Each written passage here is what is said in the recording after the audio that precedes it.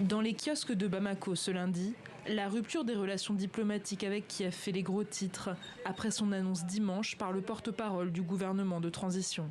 Après un examen minutieux de la situation, le gouvernement de transition de la République du Mali souligne que les actes posés par les autorités ukrainiennes violent la souveraineté du Mali, dépassent le cadre de l'ingérence étrangère, déjà condamnable en soi, et constituent une agression caractérisée du Mali et un soutien au terrorisme international en violation flagrante du droit international, y compris de la Charte des Nations Unies. Une décision regrettée par Kiev, qui dénonce une rupture diplomatique précipitée. Mais le gouvernement de transition malien n'en démord pas. Il accuse l'Ukraine d'être impliquée dans le lourd revers militaire infligé par les séparatistes et les djihadistes du nord du pays à l'armée et au groupe Wagner fin juillet. Les autorités se basent sur une interview accordée par le porte-parole du renseignement militaire ukrainien, Andriy Youssov, à la télévision de son pays. Le fait que les rebelles aient reçu les données qui leur ont permis de mener à bien une opération contre les criminels de guerre russes a déjà été observé par le monde entier. Bien entendu, nous ne divulguerons pas les détails, plus d'informations suivront ici.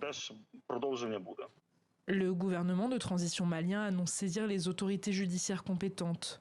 Une démarche saluée par les représentants de la société civile.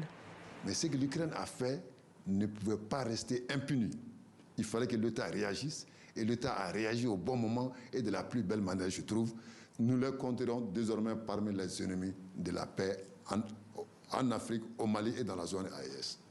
Du côté de l'opposition, le président de l'Alliance des forces démocratiques enjoint également l'Ukraine à cesser son ingérence, mais préfère appeler à la désescalade. Il est important aujourd'hui qu'on puisse échanger et de façon posée, analyser tout cela pour qu'on adopte notre ancienne ligne, qui est la position des non-alignés. Il faut agir de façon intelligente pour justement ne pas multiplier nos adversaires et nos ennemis. La veille déjà, le Sénégal avait convoqué l'ambassadeur ukrainien à Dakar, Yuri Pivovarov, après que ce dernier a partagé la vidéo d'Andriy Youssov. Dans une publication Facebook depuis supprimée, le diplomate avait écrit la phrase suivante : « Le travail se poursuivra ».